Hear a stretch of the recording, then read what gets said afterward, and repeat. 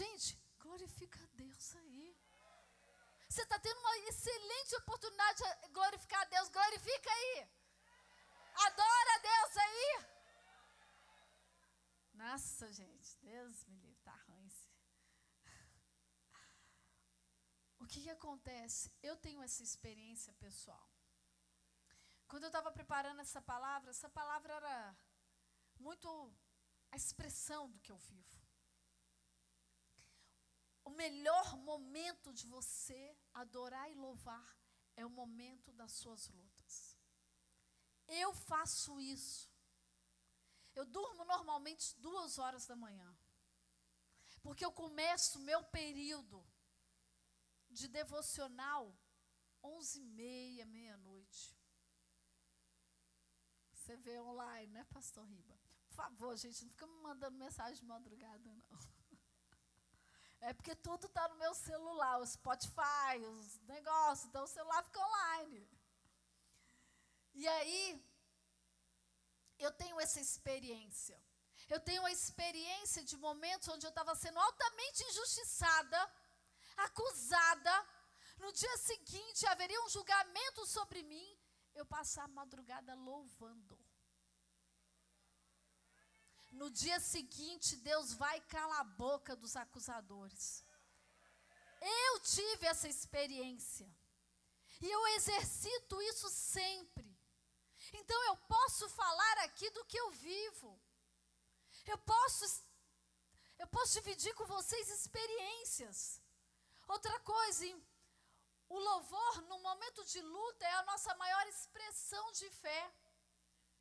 E a fé, ela tem um destino. Diga a pessoa que está do seu lado, a fé tem um destino.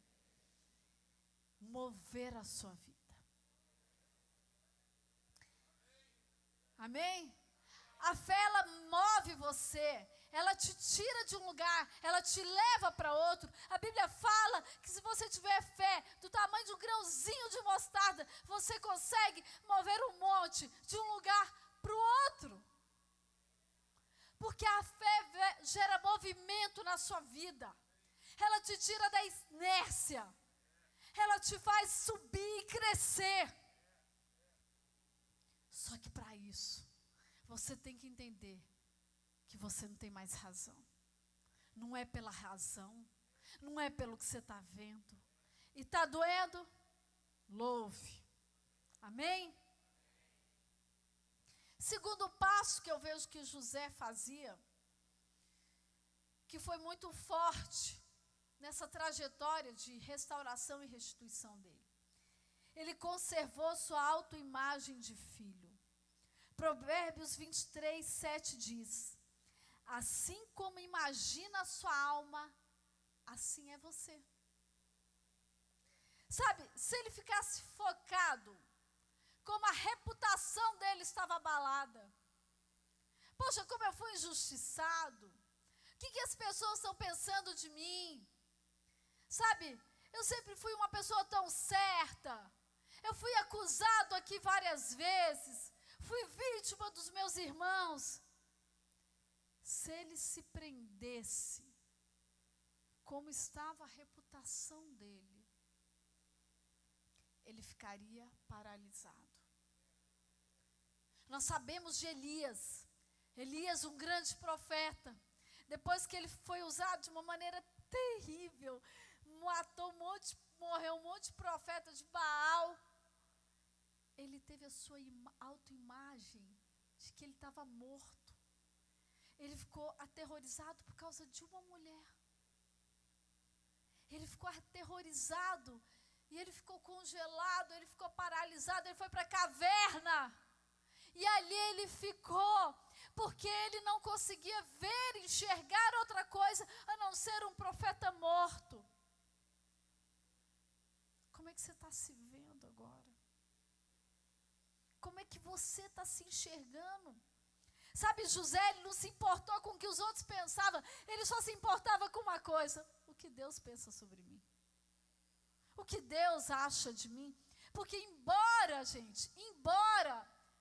ele tivesse cometido o adultério com essa mulher, embora, se isso tivesse acontecido, e ele se arrependesse, ele estaria restaurado. E ninguém mais teria o que falar dele.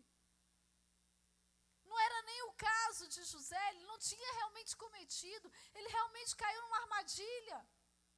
Mas eu estou sendo com você profunda. Se você decide pela restauração, você será restaurado. Não importa se fez, se não fez. O importa é isso aqui. Você continua sendo filho. Você continua sendo filha.